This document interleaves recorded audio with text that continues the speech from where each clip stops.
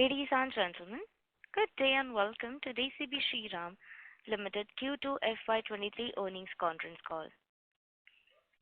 As a reminder, all participant lines will be in the listen-only mode, and there will be an opportunity for you to ask questions after the presentation concludes. Should you need assistance during the conference call, please signal an operator by pressing star then zero on your touchtone phone. Please note that this conference is being recorded. I now hand the conference over to Mr. Siddharth Rangnekar from CDR India. Thank you, and over to you, Mr. Rangnekar.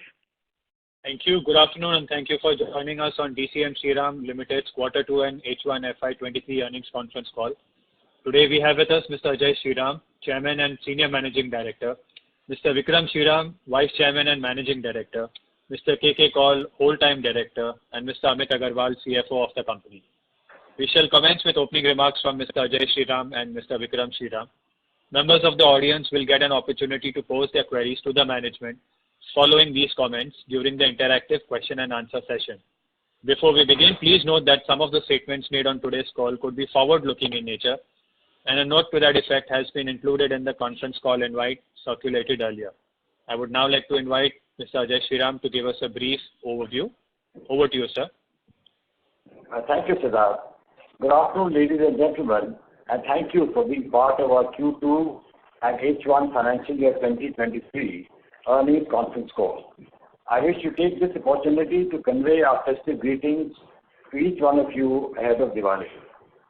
I will commence with perspectives on industry dynamics and the associated strategic imperatives for us.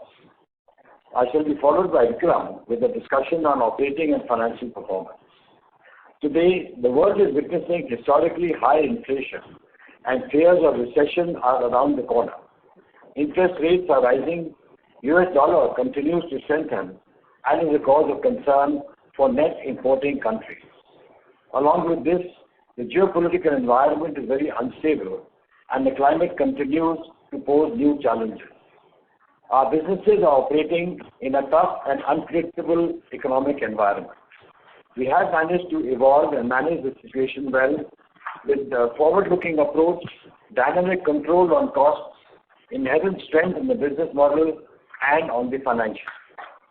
Our investment in capacity building, better integration, cost efficiency, innovation, and value creation are all aimed at driving business momentum while limiting the negative impact of such a volatile operating environment.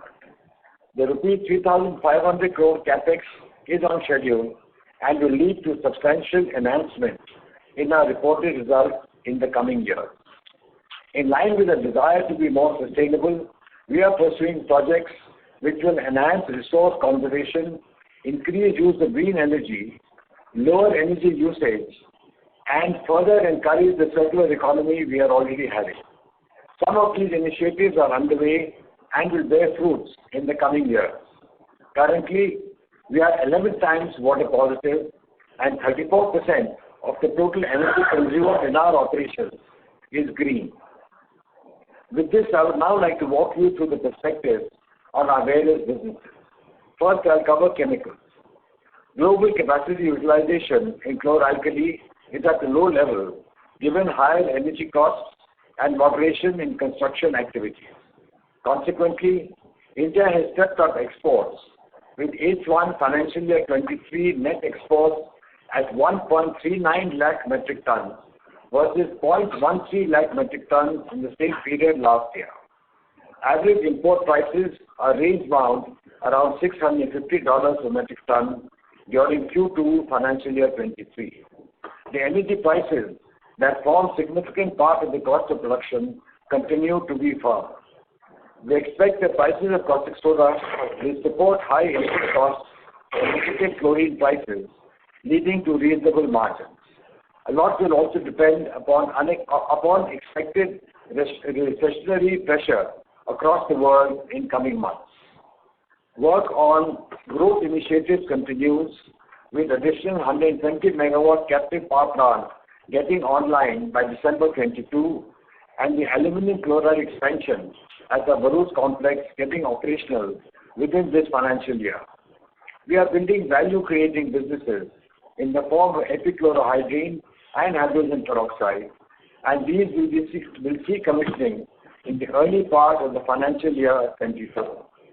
The 50 megawatt green power supply will be fully operational from Q2 financial year 24.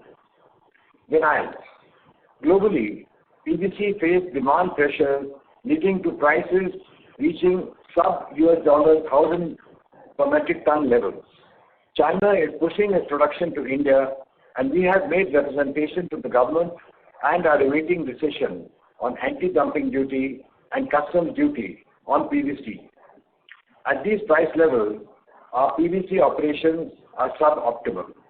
Carbide prices have also witnessed a decline quarter on quarter, but continue to give reasonable margins, and hence production is being optimized given the flexibility in the business model. It is important here that globally, lower PVC demand results in lower chlor-alkali capacity utilization. On an overall basis, we continue to earn reasonable margins. Sugar. Globally, sugar output and consumption is expected to be balanced in the coming season, and India will continue to play a major role in trade like in this year. India has exported a record approximately 11 million metric tons sugar this year without any subsidy from the government, and with a closing sugar inventory being of approximately 6 million tons. International sugar prices are expected to remain firm, and Indian mills in West and South should benefit from exports. In the next sugar season, India's sugar production can be expected at 36 million metric tons, consumption at approximately 27.5 million metric tons, and we will have close to 8 million metric tons available for exports. The UP sugar industry needs a balanced government policy for sugar export as well as cane juice blended ethanol to remove regional imbalances with Maharashtra. We expect to start our crushing operations from first week of November. Our growth initiatives are on track to build capacities, further integration, and further value capture from the distillery ash. These projects will get commissioned in Q3 financial year 23 and will add to earnings in the coming season. Our potassium sulfate project from distillery ash is coming up in a subsidiary and will be commissioned by Q1 financial year 24. Now I'll cover the agri businesses which comprise of Shriram Farm Solutions, Bioseed and Fertilizer. The monsoon played a critical role in performance of these businesses, and also witnessing a shortfall in Q1, there has been above average rainfall across regions, especially in South and Central India. Shriram Farm Solutions is increasingly becoming research-based across its verticals of seeds, specialty plant nutrition and crop care, with key focus on products that can sustain climate change, optimize nutrition, along with supporting life cycle of current products. It has its research center in Ludhiana, Punjab. During the quarter, the business launched 5 new products, including 2 products from its own R&D. It is also setting up manufacturing facilities of biofertilizers and water-soluble fertilizers. All this augurs well for growth of this business. Bioseed is repositioning its product strength to farmers and enhancing its portfolio. The product pipeline is strong. The performance of India business improved during the quarter. We believe that this business should turn around over the period of next 2 years. Fertilizer consumption stabilized after the shutdown in Q1 financial year 2023. We are continuously improving our energy consumption that adds to better performance. Subsidy outstanding have increased significantly as a result of high gas prices and requires better support from the government. Fenesta, I am happy to share that we are now entering the glass facade business, which will be an added growth driver. The fabrication shop for the glass facade business is being set up in Hyderabad. The existing business is witnessing good growth momentum. This is in line with enhanced footprint and the wider range of our portfolio, both within UPVC and in system aluminum products. The windows and doors business is seeing traction in our project segment too, where we are seeing volume and pricing growth. Our new windows and doors fabrication units has been commissioned at Bhubaneswar and will augment our presence in that part of India. The investments and initiatives we have been making across businesses towards integration, scale, innovation, resource mobilization, and sustainability are delivering intended positive outcomes. The enhancements underway will result in better performance and strength and will give further strength to the earning profile. I will now request Vikram to take you through the operating and financial performance. Thank you. Good afternoon, everyone. I will take you through the financial highlights for our Q2 and H1 financial year 23 results.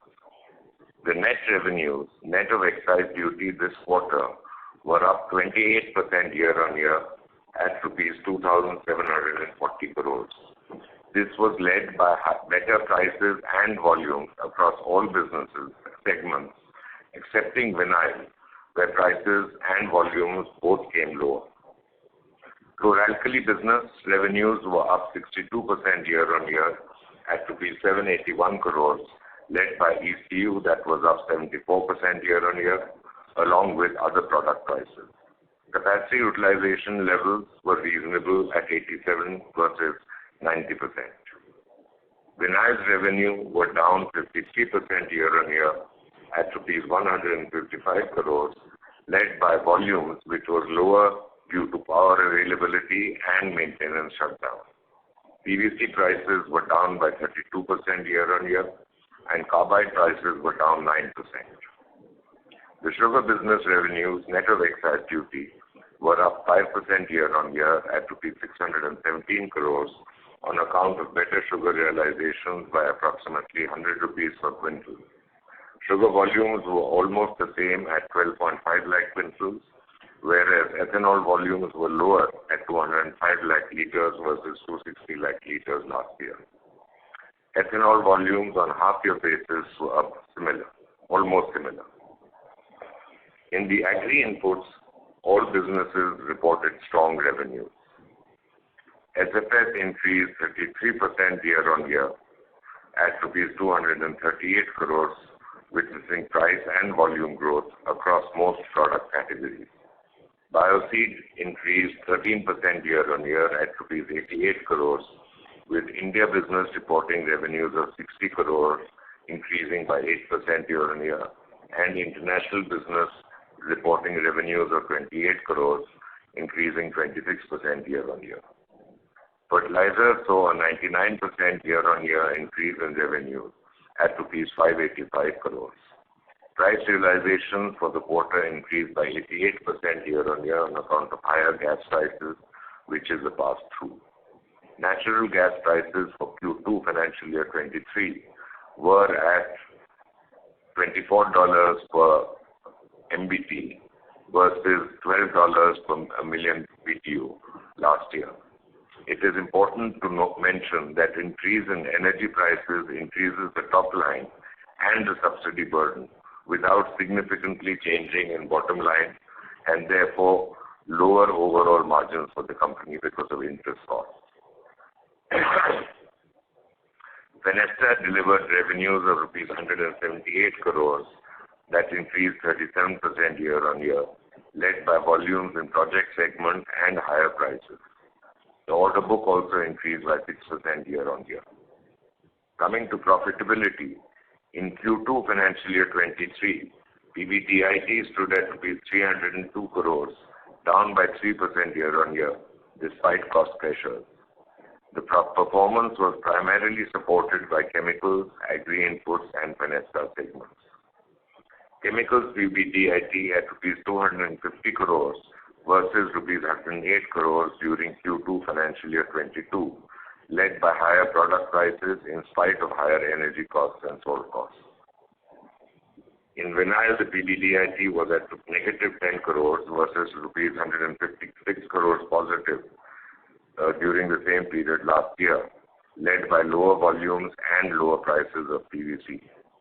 Energy and carbon prices continue to be much higher. At these prices of energy and carbon material, PVC is marginally positive at contribution level. Carbide continues to be reasonably profitable. The sugar business PBDIT at negative rupees crores, primarily being an off-season and higher cost of last year's sugar inventory. Non-availability of C molasses also dragged down the earnings. Also, there was an additional charge relating to previous periods amounting to rupees 15 crores on account of revision in wages with effect from October 2018 as increase in molasses quota from 18 to 20% for sugar season 21-22, which also was a one-time charge in that 15 crores. Agri-inputs businesses reported better numbers for the reasons stated earlier. Fenesta PBDIT was at rupees 36 crores, registering a growth of 97% respectively, led by volumes and prices. For the half year FY23, net revenues, net of excise, were up 36% year-on-year at rupees 5,591 crores, and PBDIT was up 25% year-on-year at rupees 766 crores.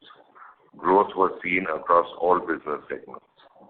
With robust cash flows across our businesses, our debt levels remain at comfortable levels with surplus net debt as on 30th September 22 at rupees 35 crores versus net debt of 4 crores as on 31st March 2022. Return on capital employed for September 22 came in higher at 36% versus 26% for September 21. This is despite higher subsidy outstanding in urea as well as higher sugar inventory versus the same period last year. The board has recommended an interim dividend of 230%, amounting to rupees 71.7 crores.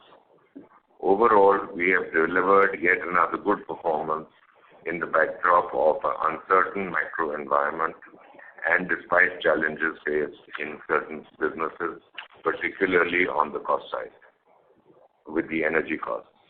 With our investments on track and a strong balance sheet and cash flows, we look forward to a healthy and sustainable growth going forward. While closing, I would like to convey to you my festive greetings for Diwali. We will now take the questions that you may have. Thank you. Thank you very much. We will now begin the question and answer session. Anyone who wishes to ask a question may press star and 1 on the touchtone telephone. If you wish to remove yourself from the question queue, you may press star and 2. Participants are requested to use handsets while asking a question. Ladies and gentlemen, we will wait for a moment while the question queue assembles.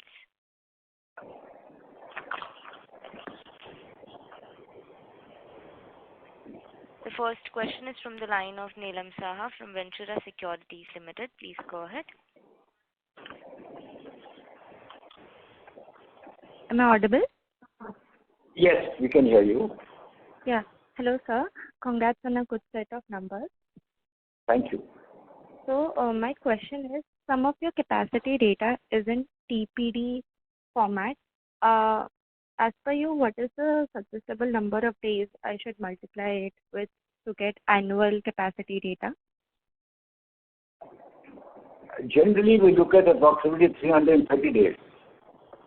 330 to 335 days can give you an idea of what is the annual expected production level. Okay. And if I'm not wrong, then your PVC compound comes from your PVC resin business, right? Sorry? Your PVC compound comes from your PVC resin, right? From the PVC, to make PVC compound was a joint venture business which we had with Westlake for the last 5 years, and we bought out the share from Westlake, and now this is a 100% subsidiary of DCM Shriram Limited. And its raw materials come from the PVC resin business, right? It comes from our PVC business as well as comes from outside. We buy some materials from outside also, where we require different grades of PVC for making particular types of PVC compounds. Okay. So is there any certain percentage of your PVC resin that you send to PVC compound and certain percentage that you sell? Or how the decision making is done? I'm sorry, could you kindly repeat that? Okay. Is there a certain percentage of your PVC resin that you send to PVC compound and certain percentage that you sell outside? I just wanted to know how much of it gets transferred to PVC compound.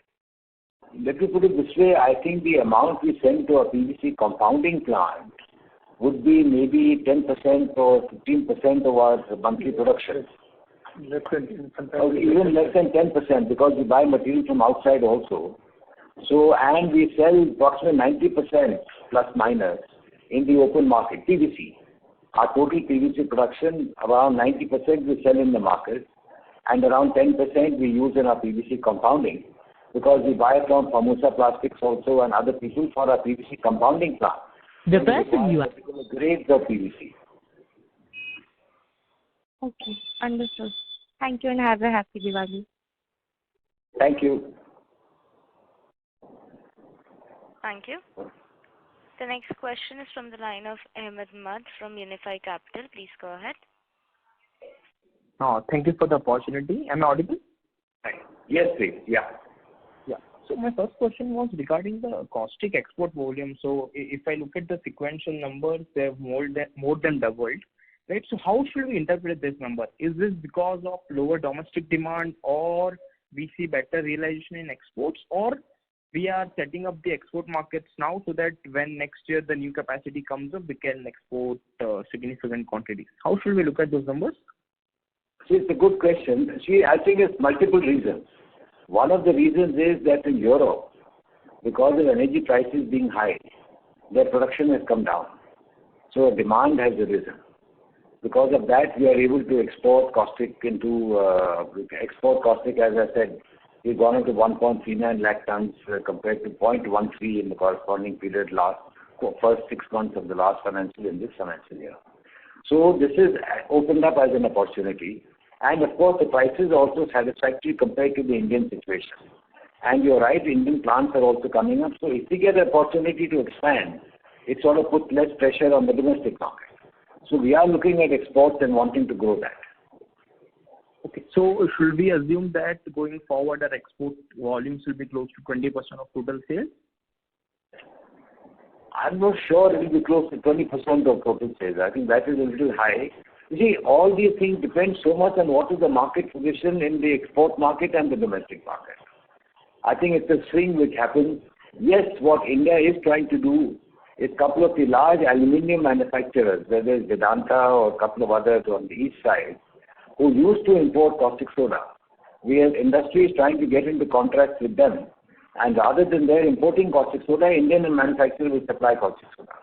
So that will then put less pressure on the domestic market. So we are working on that direction. Exports at the moment is gone at 1.39 lakh tons in the first 6 months. And we are attempting to increase it. But depends a lot on the market.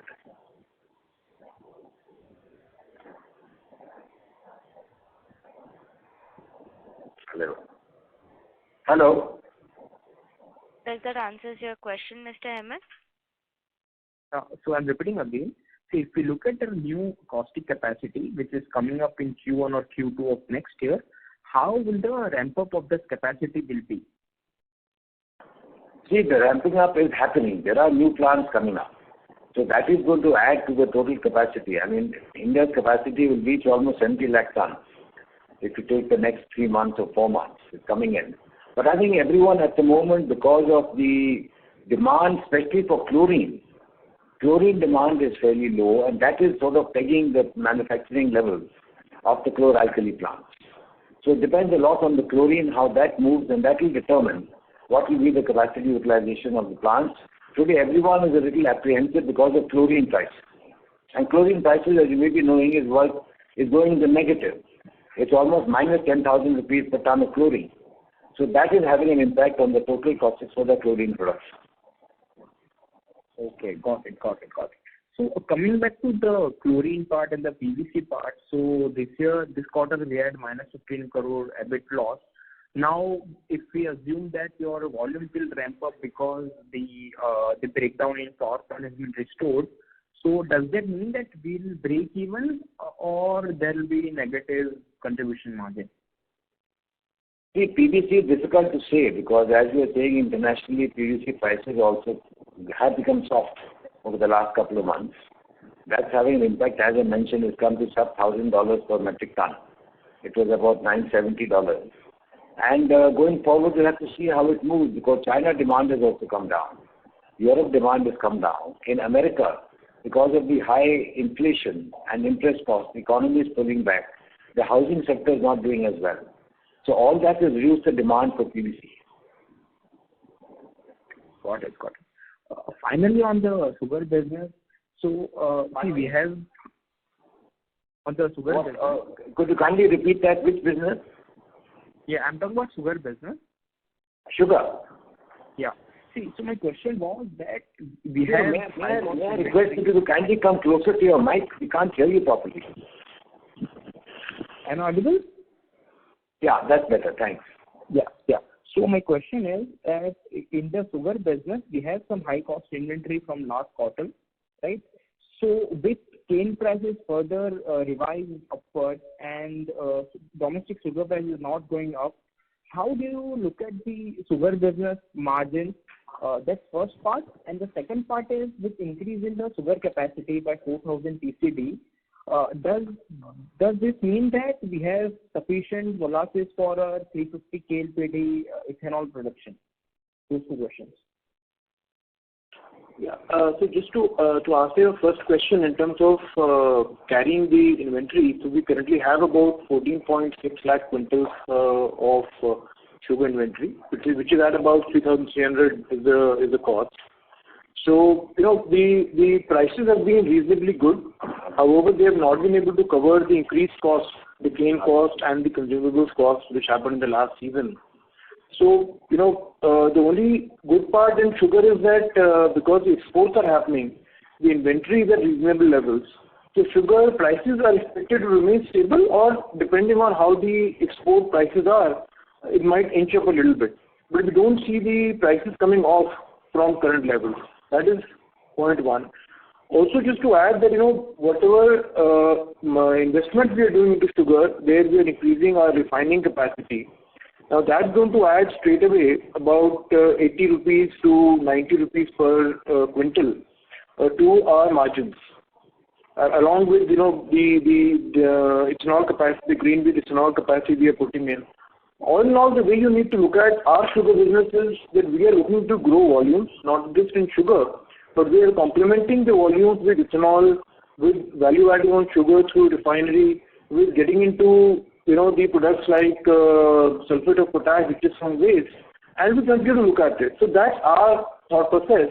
Near term, plus minus, will continue, but I think as a strategy, we will grow well in this business. Got it. And on the molasses part, if you can answer. Pardon me? Molasses. What was your question, if you can repeat? Yeah. So my question was that with 4,000 incremental TCD capacity coming up this season, do we have sufficient molasses for our 350 KLPD ethanol production capacity? Yeah, so our existing capacity is 350 KLD on C molasses basis. On B molasses, it is about 450 KLD. And so we are short of molasses as for the entire season. We are short by about 15%. Now, if you remember when we were when we announced this project of 120 KLD grain-based distillery, there the tandem that we are putting is 260 KLD grain. So the strategy is that we will be able to process grain to meet up the shortfall to some extent, not fully although, but to some extent, we'll fill up the shortfall in the availability of molasses to the extent of 15% of the existing capacity. I hope I have made myself clear. Yeah, got it. Thank you so much. That's it from my side. I'll get back in the queue. Thank you. Thank you. The next question is from the line of Saket Kapoor from Kapoor and Company. Please go ahead. Yeah. Namaskar, sir, and thank you for this opportunity. Hello. Yes, sir. Am I audible? Yes, we can hear you. Yeah. Namaskar, sir, and thank you, sir, for this opportunity. Firstly, sir, as in your opening comments, you did mention about correlation between PVC and the caustic prices. So, if you could dwell slightly more into it, how historically have been the correlation with now PVC prices on a continuous slide over the last one quarter? What should now be the impact on the caustic? Are the dynamics aligned, or are the geographies totally different this time, sir? See, the way it works and the correlation that CMD sir was talking about is essentially that when the construction activity is low, and we all know globally construction activities come down given the high interest rates, and therefore the PVC consumption goes down. And the key ingredient or one of the key raw material for PVC manufacturing is chlorine. And therefore the chlorine, once the chlorine goes down, which means the operating levels of global chlor-alkali plants are coming down. Which again, as a consequence, the caustic available is little less globally. And therefore the prices have gone up. So if you see global prices, which have gone down to close to about 500, 550, I would say at the beginning of, let's say in the month of July, now they are at about $750 a level. So that some exact correlation is difficult to give you, but then, those are some of the factors which help supporting the prices of caustic. But sir, if we take that into aspect, for if the negative chlorine, which currently the glut because of more chlorine there in the market, that will not be allowing the caustic players to run at optimum levels going ahead. So that would directly put pressure on the utilization levels, and hence the profitability for the domestic players would also be going down. However, exports may support the volume offtake, but the glut in chlorine needs no management rather than lower utilization levels. So that understanding is correct, sir? What you're saying is right. There is glut in chlorine, and going forward, at least for the new plants, I'm sure it will affect the operating rates. But for the existing plants, it's okay. And therefore, for the new plants to ramp up, my sense it will be a little slower than what would have been the expectation. But for the existing plant, it should be okay. Like for currently, we are operating at almost 95% capacity utilization for existing plant. Okay. Right. I'd like to just add that ultimately chlorine demand is also growing because a lot of our customers are also expanding. With this China plus one story, plus the whole chemical export story from India, a lot of our customers are also under expansion mode. So there may be temporary, for some quarters or some period, there may be a mismatch. But the expansion in demand is also expected to be strong. Right, sir. Correct on that part. So it will be transitory in nature going ahead. This period has been maintained. Correct. Sir, as in the graph, that the ECU realization for us was also flat for this quarter. So the upward trend in the caustic soda prices have been post the end of the September quarter, or it was mentioned as August the prices started moving up. Then why were our realizations lower? Or was this negative chlorine impact the reason for the same? So see, if you see the graph, there's already in the international prices there's an uptick from 593 in August to $675 in September, and as I mentioned, it's already reached about $740, $750. And our prices also on ECU basis have gone up. And currently the prices are in the vicinity of $750. This is what the international prices, yes. Oh, okay. So, right, sir. I'll come back in the queue, sir, for the follow-up, and best of luck. Thank you.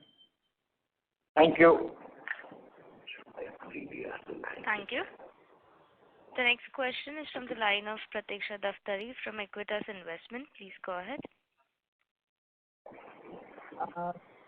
So, if you could just quantify the impact of breakdown in the captive power plant, and how much of the the losses that we've reported, how much of that could be attributed, higher cost could be attributed to the power plant? This is of the total of the breakdown of Kota power plant. Yeah. Yes. How much can we attribute it to that loss? So, because of the breakdown Kota power plant, E86, which was there for almost 3.5 months, the total loss would be in the range of around 25 to 30 crores for this period. Okay, understood. And so you could just in the presentation we've seen that the international prices have gone up, but the domestic prices for caustic, even adjusting for the chlorine, hasn't really moved up. So is there anything particular in the domestic market that is impacting the caustic dynamics? Demand slowdown? I'll put it this way. I think one, there's always a time lag because you have contracts already which are there. Okay. So that's one. And secondly, also, I think it depends a lot on supply and demand. There may be some, international deals which are done at a higher price, but ultimately the average price in India, we are actually happy that it's at least stable. It is looking that way for this quarter. And the price impact also happens after a little time lag. So it can't happen overnight. So is it fair to assume that the caustic prices have gone up, say in October vis-a-vis September for domestic market for us? Marginally they've gone up, but unfortunately chlorine prices have gone down further. Okay, and chlorine you said negative 10,000 a ton vis-a-vis about 4,000 to 5,000. Approximately, yeah, it moves approximately that, but depends deal to deal. But approximately it's around that much, plus minus. Okay. Any particular change in demand outlook in the domestic industry, especially from alumina, textile, and paper? I think touch wood, the domestic demand is quite stable and it's moving well. Okay, so basically the capacity utilization is being dragged, the constraint is only chlorine utilization, not demand. But chlorine is a major factor which is impacting definitely. There is no doubt on that. That is having an impact. But I think world economy, we are seeing the geopolitics of the world, and that is affecting each industry in a different way. So what's happening today is something maybe more positive tomorrow or a little less positive tomorrow. We can't comment or commit anything going forward. But at least it looks like in India, the caustic soda, chlorine, balance and demand, as we are moving today, will continue for the quarter. Okay. On the sugar segment front, these rains of late, the recent rains, has that impacted the crop in UP? So it's a little early to say. See, sugarcane is a very hardy crop. So however, the real impact will have to be seen. Okay. And if you could just share the cost of inventory valuation for as on 30th September for the 14.7 lakh quintal? About 3,308 per quintal. Okay. All right. Yeah, that's it from my side. Thank you. Thank you. Thank you. Participants who wishes to ask a question may press star and 1.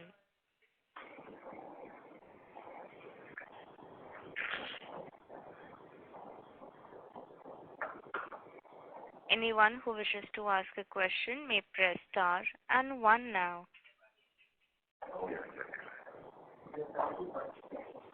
How many? 70. The next question is from the line of Pratik Tolia from Systematics. Please go ahead. Yeah, hi sir. I just wanted to just check what was the chlorine prices during the quarter.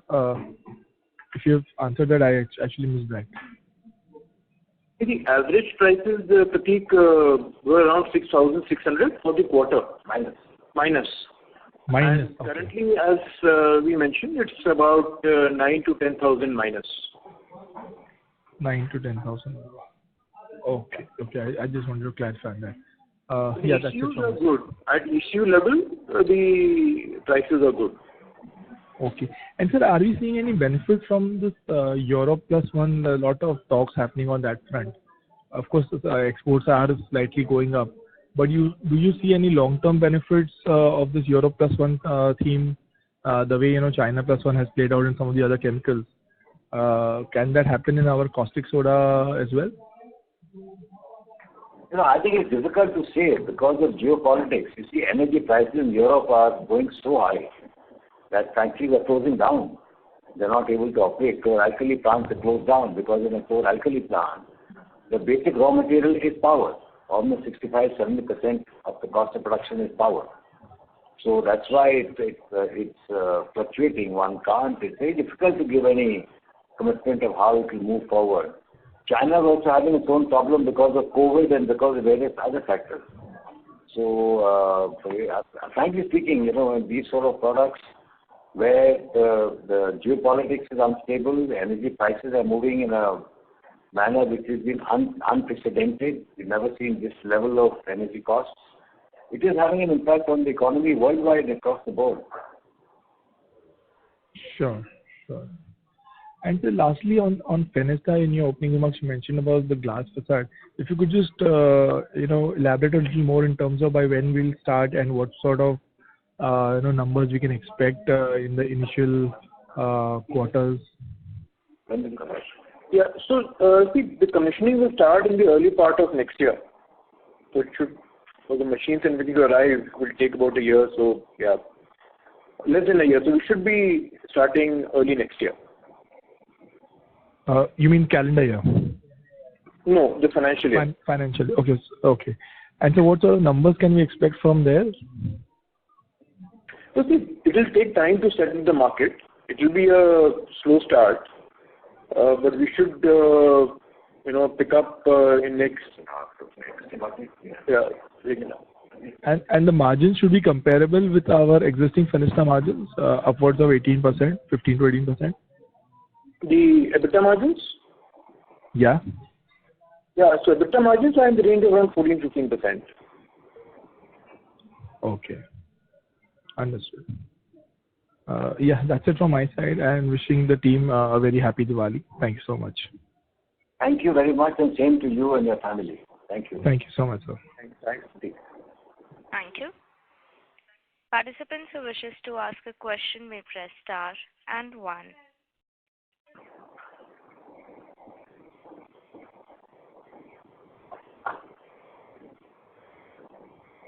Anyone who wishes to ask a question may press star and 1 now. I think so. No one has been tried it.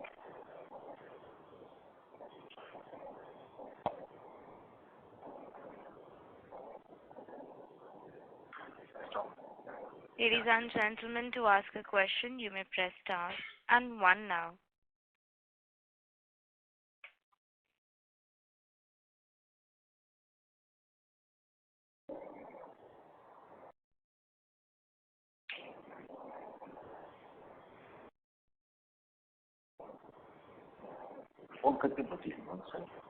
Ladies and gentlemen, as this was the last question for today, I now hand the conference over to the management for closing comments.